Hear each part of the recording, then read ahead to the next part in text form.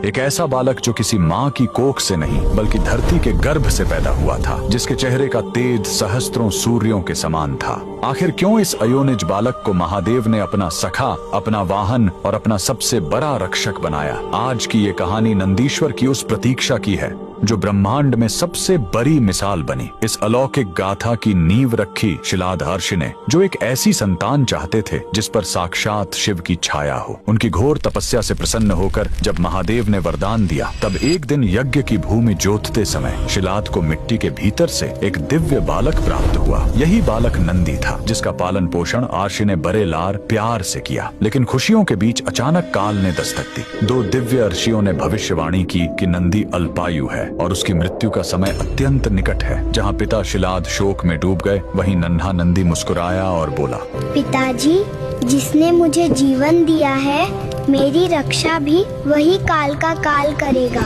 अपने जीवन की डोर महादेव के हाथों में सौंपकर बालक नंदी एक पैर पर खड़े होकर घोर तपस्या में लीन हो गया। अन्न जल का त्याग कर दिया और बस शिव के नाम का जाप करने लगा। उसकी तपस्या की अग्नि इतनी भीषण थी कि स्वयं महादेव को अपना सिंहासन छोड़कर धरती पर आना पड़ा। जब महादेव प्रकट हुए तो नंदी ने अमृता या कोई स्वर्ग नहीं मांगा। उसने बस एक ही हठ की, हे प्रभु, मैं बस हर क्षण आपके सानिध्य में रहना चाहता हूँ। मेरी आंखें खुले तो आप सामने हों और आंखें बंद हों तो आप हृदय में। उसकी इस निस्वार्थ भक्ति ने महादेव को द्रवित कर दिया। उन्होंने नंदी को न केवल अमर बनाया, बल्कि उन्हें बैल का मुख देकर अपने सबसे प्रिय गण, सखा और वाहन के रूप में स्वीकार कर लिया। महादेव ने उसे ब्रह्मांड का सबसे बड़ा सम्मान देते हुए कहा, हे नंदीश्वर, आज से मेरे दर्शन से पहले संसार तुम्हारे दर्शन करेगा। जो भक्त अपनी मनोकामना तुम्हारे कान में कहेगा, वह प्रार्थना सीधे मुझ तक पहुँचेगी। यही कारण है कि आज भी हर शिव मंदिर में नंदी साक्षात महादेव की ओर एकटक देखते हुए मिलते हैं। अगर आप भी महादेव और उनके सबसे प्रिय नंदीश्वर के भक्त हैं तो कमेंट्स में ओम नंदीश्वराय लिखना न भूलें।